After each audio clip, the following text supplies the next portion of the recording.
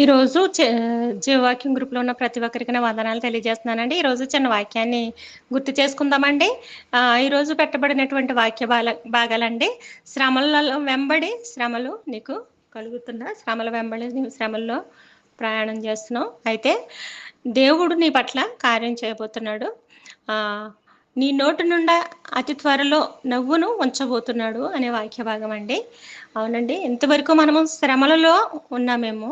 మన కుటుంబాలు సమస్యలతో, అనేకమైన ఇబ్బందులతో, ఇరుకుల్లో మనము నలిగిపోతూ ఉన్నామేమో. మన జీవితాల్లో ఏం చేయాలో తెలియని పరిస్థితిని బట్టి మనము కృంగిపోతూ ఉంటున్నామేమో. అయితే దేవుడు మనకు అతి త్వరలో మన నోటి నిండా నవ్వుని ఉంచబోతున్నాడంటండి. ఆయన కొరికే ఈ పెట్టబడిన వాక్య భాగం దేవుడు దీవించాలని కోరుతున్నాను. ఇంకొక వాక్య భాగం అండి, యెహోవా యందు నమ్మకం ఉంచువారు వర్ధిల్లును అని. అవునండి, ఆయన యందు నమ్మకం ఉంచితే తప్పకుండా వర్ధిల్లే వారంగా ఉంటామండి. ఎందుకనంటే ఆయన అనేక మందిని స్వస్థపరచినప్పుడు ఆయన చెప్తున్నటువంటి మాట, నీ నమ్మక చొప్పునే నీకు కలుగునుగాక అని చెప్పేసి చెప్తూ ఉంటాడు. అవునండి, నమ్ముట నీ వలనైతే నమ్మవానికి సమస్తము కూడా సాధ్యమే. అందుకే ఆయన యందు నమ్మిక ఉంచేవారు వర్ధిల్లే వారిగానే ఉంటారండి. కాబట్టి నిత్యము ఆయన యందు నమ్మిక ఉంచే వారంగా మనం ఉందామండి. అలాగే ఇక్కడ ఒక చిన్న పాట కూడా పెట్టడం జరిగిందండి. ఈ లోకమంతానే నువ్వెదకినా నాకు లేదయ్యా ఎక్కడ ఆనందం, నీ సన్నిధిలో ఒక క్షణం గడిపిన నా హృదయం పొంగెను, నా హృదయం పొంగెను అనే పాట అండి. ఈ పాటను పరిశీలనగా చూస్తే మనకు తప్పిపోయినటువంటి కుమారుడు తండ్రి దగ్గరికి వస్తున్నటువంటి సంఘటన మనకు కనబడుతూ ఉంటుందండి. తప్పిపోయిన కుమారుడు ఏం చేశాడు అనంటే, తన తండ్రి దగ్గర నుంచి తనకు రావలసినటువంటి ఆస్తి వాటాను తీసుకొని దూరంగా వెళ్ళిపోయాడంటండి. వెళ్ళిపోయిన తర్వాత అతనికి ఉన్నటువంటి ఆస్తిని అంతటిని కూడా దుర్వ్యాపారం వలన పాడు చేసేసాడు. అంటే అతని దగ్గర ఉన్నటువంటి ఆస్తి అంతా చెడు వ్యసనాలకు, అలాగే చెడు అలవాట్లకు ఖర్చు చేసేసాడు. ఖర్చు చేసిన తర్వాత అతని దగ్గర చాలామంది ఫ్రెండ్స్ ఉండేవారటండి. ఎందుకు అనంటే అతని దగ్గర ఉన్నటువంటి ఆస్తిని బట్టి అతని దగ్గరికి ఫ్రెండ్స్ వచ్చేవారు. అంతేగాని ఆస్తిని ప్రేమించి రావడమే కానీ అతన్ని ప్రేమించి వచ్చేవాళ్ళు కూడా తక్కువ అండి. ఎందుకనంటే ఈరోజు స్నేహాలు కూడా అలాగే ఉంటూ ఉంటాయి. మన దగ్గర ఏదైనా ఉంటే ఆశించి వచ్చి చేసే స్నేహాలు కూడా ఉంటూ ఉంటాయి. అలాగే చిన్న కుమారుడు దగ్గర అనేక మంది స్నేహితులు ఉన్నారు.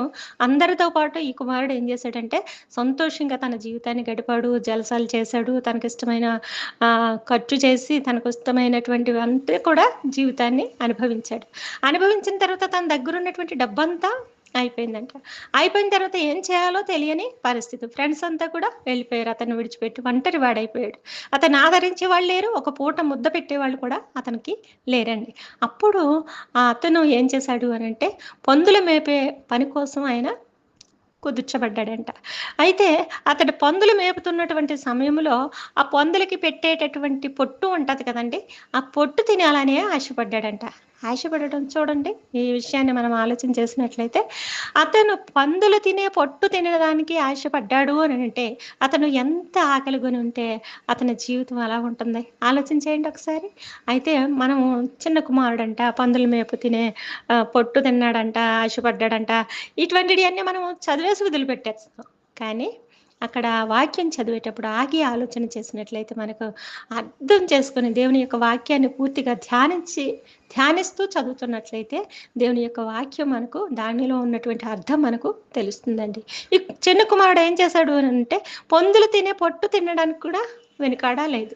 అతను పందులతో కూడి తను కూడా ఆహారం తినడానికి సిద్ధపడ్డాడంట. సిద్ధపడినప్పుడు అక్కడ పక్కన ఉన్నటువంటి పందు అనుకుందంట, అయ్యో మనకే ఆహారం చాలదు అని అనుకుంటుంటే ఈ ప్రక్కన వేరే పందు వచ్చిందేంటి అని చెప్పి ఒక చెంప మీద ఒక కొట్టు కొట్టిందంటండి.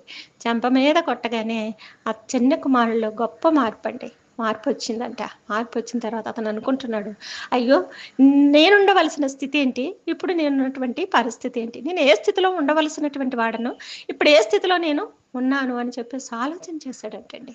ఆలోచన చేసి అనుకుంటున్నాడు, అయ్యో నా తండ్రి ఇంట అనేక మందికి సమృద్ధి అయిన ఆహారం ఉంది, అనేక మంది కూలి వాళ్ళు నా తండ్రి ఇంట పనిచేస్తున్నారు, అనేక మంది కూలి వాళ్ళకి నా తండ్రి సమృద్ధి అయిన ఆహారాన్ని పెడుతున్నాడు, కానీ నేను ఇక్కడైతే ఆకలి ఉంది, ఇక్కడైతే ఆకలి ఉంది, ఆకలితో నేను అలమటిస్తున్నాను. అయ్యో, నా తండ్రి ఇంట ఉండవలసినటువంటి పరిస్థితి ఏంటి, ఇప్పుడు నేనున్నటువంటి పరిస్థితి ఏంటి అని చెప్పేసి ఆలోచించేసి అప్పుడు అతని జీవితంలో మార్పు వచ్చిందంటండి. ప్రతి మనిషి జీవితంలోని ఏదో ఒక సందర్భంలో మార్పు అనేది సంభవిస్తుందండి. మార్పు లేని మనిషి అనేవాడు ప్రపంచంలో ఉండడు. ఏదో ఒక సందర్భంలో మార్పు అనేది కలుగుతుంది. అయితే మనం ఏంటి అని అంటే ఓపికతో ఎదురు చూడాలి. అయితే సహనం లేకుండా మనం ఉన్నామనుకోండి, జీవితాలు విచ్ఛిన్నమైపోతూ ఉంటాయి. అయితే ఆ చిన్న కుమారుడు తన తప్పును తెలుసుకున్న తర్వాత అనుకుంటున్నాడు, నా తండ్రి ఇంటికి నేను మరలా తిరిగి వెళతాను. దేవుని నామానికి మహిమ కలుగును కాకండి. తప్పిపోయిన కుమారుడు, నా తండ్రిని విడిచిపెట్టి నేను వచ్చేసాను కాబట్టి ఇప్పుడు తిరిగి నా తండ్రి ఇంటికి మరలా నేను వెళ్తాను అని అనుకున్నాడంట. అనుకున్న తర్వాత అతను ఆలోచన చేస్తున్నాడు, నా తండ్రి దగ్గరికి నేను వెళ్తాను. ఒకవేళ ఆ తండ్రి దగ్గర నుంచి నేను ఆస్తి తీసుకొచ్చి ఖర్చు చేసేస్తాను కదా, కాబట్టి నా తండ్రి నన్ను అంగీకరిస్తాడో అంగీకరించడో, ఇంట్లోకి చేరదేస్తాడో చేరదీయడో అనే ఆలోచన కుమారులో వచ్చిందంట. వచ్చిన తర్వాత అతను అనుకుంటున్నాడు, అయ్యో, నా తండ్రి ఒకవేళ నన్ను చేరదీయకపోయినా పర్వాలేదు, నా తండ్రితో నేను ఎలాగంటాను ఏమని అంటే, తండ్రి నీ నీ కుమారుడిగా నన్ను అంగీకరించకపోయినా పర్వాలేదు, కానీ నీ కూలివానిలో ఒక్కనిగానైనా నన్ను చేర్చుకోవా తండ్రి అని చెప్పి నేను నా తండ్రిని అడుగుతాను అని చెప్పేసి తీర్మానం చేసుకున్నాడంటండి. తీర్మానం చేసుకుని చెప్పి తండ్రి ఇంటికి బయలుదేరాడంట. కుమారుడైతే తండ్రిని విడిచిపెట్టి వెళ్ళిపోయాడు, కానీ తండ్రి మాత్రం కుమారుడు కోసం ఎదురు చూస్తూనే ఉన్నాడంటండి. ఎంత గొప్ప ఆశ్చర్యమే కదండి. తప్పిపోయి వీడి ఆస్తంతా పట్టుకుపోయాడు కదా, పాడు చేసేసాడు కదా, వాడు ఇంకా నా ఇంటికి ఎందుకు, నేను గుమ్మం ఎక్కనేమో అనుకోలేదు ఆ తండ్రి. ఆ తండ్రి కుమారుడు ఎప్పుడు తన తప్పును తెలుసుకుని తిరిగి వస్తాడు అన్న దగ్గరికి, ఎప్పుడు తనకున్నటువంటి సంపదను ఖర్చు అయిపోయిన తర్వాత నేను గుర్తుకొస్తానో లేదు నా కుమారుడికి, నా కుమారుడు నా దగ్గరికి వస్తే బాగుండు కదా అని చెప్పి ఆశతో ఎదురు చూస్తున్నాడంటే తండ్రి. ఎప్పుడైతే కుమారుడు వస్తున్నాడో అప్పుడు తండ్రి ఏం చేశాడో తెలుసండి, కుమారుని ఎదుర్కొని పరిగెత్తుకొని వెళ్ళి కుమారుని కౌగిలించుకున్నాడంట, హత్తుకున్నాడంటండి. హత్తుకొని కుమారుని మెడ మీద పడి ముద్దు పెట్టుకున్నాడంట. ముద్దు పెట్టుకుని అక్కడ ఉన్నటువంటి పనివారితో చెప్తున్నాడు, నా కుమారుడికి స్నానం చేయించండి, ప్రశస్తమైన వస్త్రాలు తొడిగించండి, చేతికి బంగారు ఉంగరాన్ని ధరింపచేయండి, తల మీద కిరీటాన్ని పెట్టండి, నా కుమారుడి కోసం క్రొవ్విన దూడను వధించి మంచి వంట సిద్ధం చేసి ఒక విందును ఏర్పాటు చేయండి అని చెప్పేసి పనివారికి ఆజ్ఞాపిస్తున్నాడంటండి. కుమారుడు అనుకుని ఉంటాడు కదా, నా తండ్రికి ఇంత ప్రేమ నేనంటే. అక్కడ ఉన్న వాళ్ళకి అర్థం కాలేదు, ఏంటి కొడుకు మొత్తం ఆస్తి అంతా పోగొట్టేసుకున్నాడు కదా, ఆస్తి అంతా పోగొట్టేసుకుని వచ్చిన కొడుకు కోసం ఎంత చేస్తున్నాడేంటి అనుకున్నారు. అయితే అప్పుడు అంటున్నాడు తండ్రి, ఎందుకయ్యా నువ్వు ఎంత సంతోషంగా ఉన్నావు అని అడిగితే తండ్రి చెప్పే మాట ఏంటో తెలుసా అండి, నా కుమారుడు తప్పిపోయి తిరిగి మరలా తండ్రి దగ్గరికి వచ్చాడు, అంటే చనిపోయి మరలా తిరిగి నా కొడుకు బ్రతికాడు అని చెప్పేసి అని చెప్తున్నాడంటండి. అవును కదండి. మన జీవితాలు ఎలా ఉంటున్నాయి? దేవుని విడిచిపెట్టే జీవితాలుగానే ఉంటున్నాయా? అవునండి. మన కుటుంబాల్లో జరిగిన సంఘటనలను బట్టో, లేకపోతే మన అనారోగ్య కారణాలను బట్టో, మనకు వచ్చినటువంటి బలహీనతలను బట్టో, మనకు వచ్చినటువంటి బాధలను బట్టో, మనకు వచ్చినటువంటి నిందలను బట్టో, లేకపోతే మనకు వచ్చే అవమానాలను బట్టో, లేకపోతే మనం కృంగిపోయి ఉంటామేమో, మన జీవితాల్లో జరిగినటువంటి సంఘటనలను బట్టి కృంగిపోయి దేవునికి దూరంగా ఉంటాము ఒక్కొక్కసారి. నిజమే కదండి. ఎవరైనా అంతే. అయ్యో, నాకేంటి ఈ సమస్య, నేను ఎంత ప్రార్థన చేస్తానే, లేకపోతే ఎప్పుడు వాక్యం చదువుతూనే ఉంటానే, లేకపోతే ఎప్పుడు వాక్యాన్ని నేను ధ్యానిస్తూనే ఉంటానే, ఎప్పుడు నేను పాటలు పాడుకుంటూనే ఉంటానే, అయితే నా కుటుంబంలోని ఈ పరిస్థితి ఏంటి, ఎందుకు నాకు ఈ స్థితి వచ్చింది, దేవుడు ఎందుకు ఇలా చేశాడు అని చెప్పేసి దేవుని మీద కోపమించి దూరం అయిపోతూ ఉంటాం ఒక్కొక్కసారి. ప్రతి వారి జీవితాల్లో ఇటువంటి సంఘటనలు ఎదురవుతూ ఉంటాయి. అప్పుడు కొంతకాలం తండ్రిని విడిచిపెట్టేస్తాం. నా జీవితంలోనే అంతేనండి. నేను కొంతకాలం దేవుని మందిరానికి దూరం అయ్యాను. నేను 1 సంవత్సరం పాటు ప్రార్థనకి వెళ్ళలేకపోయాను. నా కుటుంబంలో జరిగినటువంటి సంఘటన అది. నేను భరించలేనంత బాధ. నేను దేవుని మందిరంలోనికి వెళ్ళి కూర్చోలేనటువంటి పరిస్థితి నా జీవితంలో ఏర్పడింది. అప్పుడు నేను దేవునికి దూరం అయిపోయాను. నిజం కదండి. మన జీవితాల్లో జరుగుతున్న సంఘటనలు బట్టి మనం దూరం అయిపోతాం. కానీ మన తప్పు తెలుసుకొని, తండ్రి నాకేం చేశాడు, తండ్రి నా కొరకు ప్రాణమే పెట్టేశాడు కదా, ఆయన ఇంకా నా కొరకు ఏమి ఇవ్వాలి, నా కుటుంబంలో జరిగిన సంఘటన ఏపాటిది, ఆయన ప్రాణం కన్నా ఎక్కువదా అని చెప్పేసి మనం ఎప్పుడైతే మనం చేసినటువంటి తప్పులను తెలుసుకుని ఆయన దగ్గరికి మనం ఎప్పుడైతే వస్తామో అప్పుడు ఆయన నిజంగా చారదీసే దేవుడై ఉన్నాడండి. ఆయన హత్తుకునే దేవుడై ఉన్నాడు, మనల్ని ఆదరించే దేవుడై ఉన్నాడండి. అయ్యో, తప్పిపోయి తిరిగి నా నుంచి తొలగిపోయావు కదా, దూరం అయిపోయావు కదా, ఇప్పుడు ఎందుకు వచ్చావు నా దగ్గరికి, వెళ్ళిపో అని చెప్పేసి అనే తండ్రి కాదండి మన తండ్రి. మన కోసం ప్రాణం పెట్టినటువంటి గొప్ప తండ్రి అండి ఆయన. అందుకే అంటాడు, ఒక తల్లి వాణిని ఆదరించినట్లు నేను మిమ్మలను ఆదరిస్తాను. ఎంత గొప్ప ప్రేమ చూడండి ఆయన. తప్పిపోయిన కుమారుడు వచ్చినప్పుడు ఈ లోక సంబంధమైన తండ్రి అంత సంతోషపడి పనివారికి పనులన్నీ చెప్పి నిర్ణయించాడో అలాగే పరసంబంధమైన తండ్రి ఇంకా మన పట్ల ఎంత ప్రేమ చూపిస్తాడండి. ఒకసారి ఆలోచన చేసామా ఎప్పుడైనా? మన జీవితాల్లో సంఘటనలు ఒకవేళ నాకు బలహీనత వచ్చిందనో, బాధ వచ్చిందని మనం దేవుని విడిచిపెట్టేస్తాం.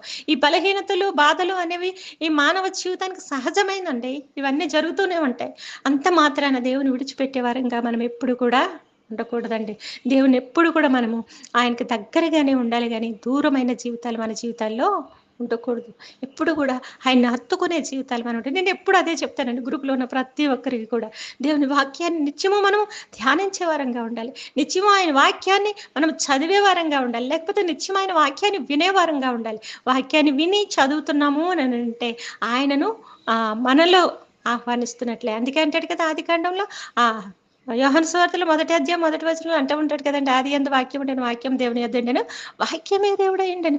కాబట్టి వాక్యాన్ని మనం ఎప్పుడైతే ప్రేమిస్తామో, వాక్యం పట్ల మనం ఎప్పుడైతే ఆసక్తి చూపిస్తామో అప్పుడు దేవుణ్ణి మనలో ఉంచుకున్నట్లేనండి, మనలో ఉంచుకున్నట్లే. అందుకే భక్తుడు కీర్తనకారుడు చెప్తున్నటువంటి మాట, నీ ఎదుట నేను పాపం చేయకుండానట్లు ప్రభా నా హృదయంలో ఈ యొక్క వాక్యాన్ని ఉంచుకొని ఉన్నాను. ఆయన వాక్యం మన హృదయంలో ఉంటే దేవుడు మనలో ఉన్నట్టేనండి. అందుకే వాక్యం ఎప్పుడు కూడా మనకు వచ్చినటువంటి మాటలు కొద్దిగానైనా సరే, ఎవరూ లేని సందర్భంలో, మనకు పని లేని సందర్భంలో, లేకపోతే పని చేస్తూ కూడా దేవుని యొక్క వాక్యాన్ని మనం నెమరు వేసుకుంటూ ఉండవచ్చండి. కాబట్టి ప్రతి ఒక్కరం కూడా ఈ జీవాక్యం గ్రూప్లో ఉన్న ప్రతి బిడ్డ ఒకవేళ మనకున్నటువంటి సమస్యలను బట్టి ఎంతవరకు దేవునికి దూరంగా ఉన్నామేమో, ప్రభా ఇప్పుడు నీ దగ్గరికి వస్తానయ్యా అని చెప్పి ఆయన దగ్గరికి వస్తే ఆయన చేరదీసే దేవుడు అయినాడండి. ఆయన నిన్ను ప్రేమించే దేవుడు అండి. నీ కొరకు నా కొరకు ప్రాణం పెట్టినటువంటి గొప్ప దేవుడు అండి. మన కొరకు ఎవరు పెడతారండి ప్రాణం? ఎవరు పెడతారు? ఒక తల్లి తండ్రి కోసం, బిడ్డల కోసం పెట్టలేదు ప్రాణం. ఒక బిడ్డలు తల్లిదండ్రుల కొరకు ప్రాణం పెట్టలేరు. కానీ ఒక భార్య భర్త కొరకు ప్రాణం పెట్టలేదు, కానీ ఒక భర్త భార్య కొరకు కూడా ప్రాణం పెట్టలేడు. కానీ పరలోకముందున్నటువంటి తండ్రి మనందరి కోసంనండి తన అమూల్యమైన రక్తాన్ని మన పాపముల కొరకు కాచినటువంటి గొప్ప దేవుడు. అంత గొప్ప దేవుని విడిచిపెట్టేసి చిన్న చిన్న సమస్యల వల్ల దేవుని విడిచిపెట్టేవారుగా మన జీవితాలు ఉండటం ఏంటండి? ఆలోచిస్తేనే చాలా విచారకరంగా ఉంటుంది ఆ సంఘటన. కాబట్టి ఒకవేళ ఇంతవరకు ప్రభా నా జీవితంలో నిన్ను విడిచిపెట్టేసిన జీవితంగానే ఉంది, కానీ ఇక్కడి నుంచి నీ దగ్గరికి వస్తున్నాను, నన్ను హత్తుకోవా, నన్ను చేరదీవా అని చెప్పి ఆయన హస్తాల్లో మనం ఒదిగిపోతే ఆయన ఎంతగా హత్తుకునే దేవుడు ఉన్నాడో తెలుసండి. ఆ సంఘటన తలచుకుంటేనే నాకు మనసు అదో ఒక సంతోషంతో నిండిపోతూ ఉంటుంది. దేవుడు మనల్ని చేరదీస్తే, దేవుడి దగ్గరికి మనం వెళ్ళినప్పుడు ఆయన మనల్ని హత్తుకుంటే, ఆయన పాదాల చెంత కొంచెం జోడిస్తే ఎంత సంతోషమో కదా అనిపిస్తూ ఉంటుంది. కాబట్టి జీవాక్యం గ్రూప్లో ఉన్న ప్రతి ఒక్కరు కూడా ప్రభా ఇదిగో ఇంతవరకు నీకు దూరంగా ఉన్నాను, ఇప్పుడు నీ దగ్గరకు వస్తున్నానయ్యా, నన్ను చేరదీవా అని ప్రతి ఒక్కరు అడుగుదామండి. చిన్న ప్రార్థన చేస్తానండి వాక్య భాగం కొరకు. సర్వ సృష్టికి కారణభూతుడు అయిన మా ప్రియ పరలోకపు తండ్రి, మీ శ్రేష్టమైన నామమునకు వేలాది స్తుతులు స్తోత్రాలు చెల్లిస్తున్నాను దేవా.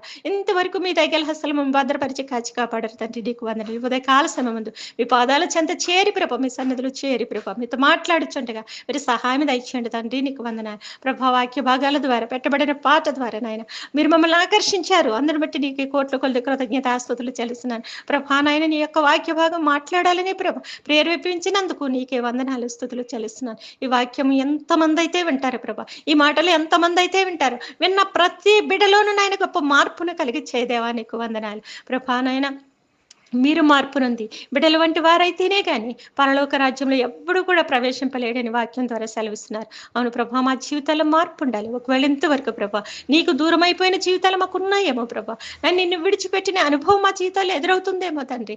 కానీ ఇక్కడి నుంచి ప్రభా నా తప్పు నేను తెలుసుకుని దగ్గరికి వస్తున్నాను, నన్ను చేరదీవా ప్రభా అని చెప్పేసి ప్రభా నీ సన్నిధిలో అడుగుచున్నాను తండ్రి. నీకు స్తోత్రాలు. మీరు సహాయం దయచేయండి, మమ్మల్ని చేరదీసుకోండి ప్రభా, మమ్మల్ని చేరదీయండి ప్రభా. నీవు కాకపోతే మమ్మల్ని ఎవరు చేరదీశారయ్యా నాయన? నీవు చేరదీస్తేనే కదా మేము నీ దగ్గరికి రాగలుగుతాము తండ్రి. మీరు ఆకర్షించుకుంటేనే కదా ప్రభా నీ సన్నిధిలో మేము ఉండగలుగుతాము దేవా.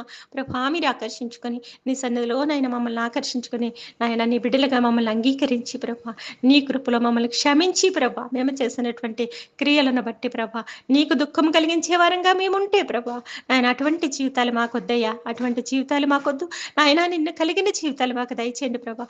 నీ నుండి వేరు చేసే ఏ ఆలోచన అయినా మాకు రాకూడదు ప్రభా. నీ నుండి నుండి వేరు చేసే అలవాటు కూడా మా జీవితాల్లో ఉండకూడదు ప్రభా. నిన్ను దూరం చేసే ప్రతి అలవాటు నుంచి మమ్మల్ని దూరపరచు దేవా. నీకు వందనాలు. మీరే సహాయం దయచేయండి. నీకు దగ్గరగా మేము ఎప్పుడు ఉండాలి ప్రభా. నీకు దగ్గరగా నీతో ఎప్పుడు నిత్యము సహవాసం కలిగి మేము ఉండాలి తండ్రి. అట్టి జీవితాలు అందరికీ, అలాగే జీవాక్యం గ్రూప్లో ఉన్న ప్రతి బిడ్డను కూడా దీవించి ఆశీర్వదించిన ఆయన నీ కృపలో వర్ధలు చేయండి. ప్రతి బిడ్డ కుటుంబాన్ని దీవించండి, వారి బిడ్డలను దీవించండి ప్రభా. వారి జీవితాల్లో ఉన్నటువంటి ప్రతి సమస్యల నుంచి బిడ్డలకు విడుదల కలిగి చేదేవా. నీకు వందనాలు ప్రభా. ఏ సమస్య అయినప్పటికీ కూడా నువ్వు సహాయం చేసే దేవుడు అయినావు తండ్రి. ఏ సమస్య అయినా కూడా నైనా నువ్వు విడిపించే దేవుడు అయినావు తండ్రి. ఏ బలహీనత నుంచి అయినా నైనా నువ్వు బలమిచ్చే దేవుడు అయినావు తండ్రి. ఏ రోగం నుంచి అయినా ప్రభా నువ్వు స్వస్థతనిచ్చే దేవుడు అయినావు తండ్రి. నువ్వు చేరదీసి ప్రభా ప్రతి ఒక్కరిని కూడా ఆదరించే దేవుడు అయినావు తండ్రి. నీకు వందనాలు ప్రభా. నాయన నీ దగ్గరకు వస్తుండగా కార్యం చేయండి. జీవాక్యం గ్రూప్లో ఉన్న ప్రతి బిడ్డను మీరు దీవించండి, ఆశీర్వదించండి. అలాగే తండ్రి ప్రార్థన సహాయం కోరిన ప్రతి బిడ్డను కూడా మీ చేతుల్లో పెడుతున్నాను. మీరు దీవించి ఆశీర్వదించండి దేవానికి వందనాలు. వారి అవసరతలు మీరు తీర్చండి. నా కొరకు ప్రార్థిస్తున్న బిడ్డలను కూడా మీరు జ్ఞాపకం చేసుకోండి ప్రభా. బిడ్డలు ప్రతి ప్రార్థనలోను ప్రభా నా కొరకు ప్రార్థన చేస్తున్నారు. నేను ఏపాటి దాన్ని ప్రభా నేను ఎందుకు పనికి వస్తాను దేవా, ఎందుకు కూడా మనకి రాని ప్రభా. అటువంటిది ప్రభా నా కోసం ప్రార్థిస్తున్న ప్రతి బిడ్డను కూడా ప్రభా మీరు దీవించి ఆశీర్వదించి నీ మేలుతో బిడ్డలు నింపమని ప్రభా ఇచ్చిన ప్రార్థన మీ పాదాల చెంత చేర్చుకుని తిరిగి సమాధానం కలిగించమని మా కొరకు మేఘం పైన అతి త్వరలో రానిన్న నదుడైన యేసుక్రీస్తు ఘనమైన నామమున మిక్కిలి వినంది అడిగి బ్రతంలాడి వేడుకొనిచున్నాను తండ్రి. Amen amen amen. యేసు రక్తమే జయం, శిలువ రక్తమే జయం. ప్రభువునామమున సంపూర్ణ విజయం కలుగును గాక. యేసు రక్తమే జయం. ఆమేన్. తండ్రి అయిన దేవుని యొక్క ప్రేమ, కుమారుడైన యేసుక్రీస్తు వారి యొక్క కృప, పరిశుద్ధాత్మ యొక్క అన్యోన్య సహవాసం నీ వచ్చి పర్యంతం నాయన జీవాక్యం గ్రూప్లో ఉన్న ప్రతి బిడ్డకును, నాకు, నా కుటుంబానికి, బిడ్డలకు, మనవలకు, అలాగే తండ్రి మా గ్రామంలో ఉన్న ప్రతి ఒక్కరికి, మా దేశం, మా రాష్ట్రం, ప్రపంచంలో ఉన్న ప్రతి బిడ్డకు కూడా తోడు నీడయండి నడిపించును గాక. ఆమేన్ ఆమేన్ ఆమేన్. వందనాలండి, వందనాలు. పెట్టబడినటువంటి వాక్య భాగాన్ని ప్రతి ఒక్కరు వినండి, దేవుని దీవెనలు పొందుకోండి. మీ అందరికీ నా వందనాలండి.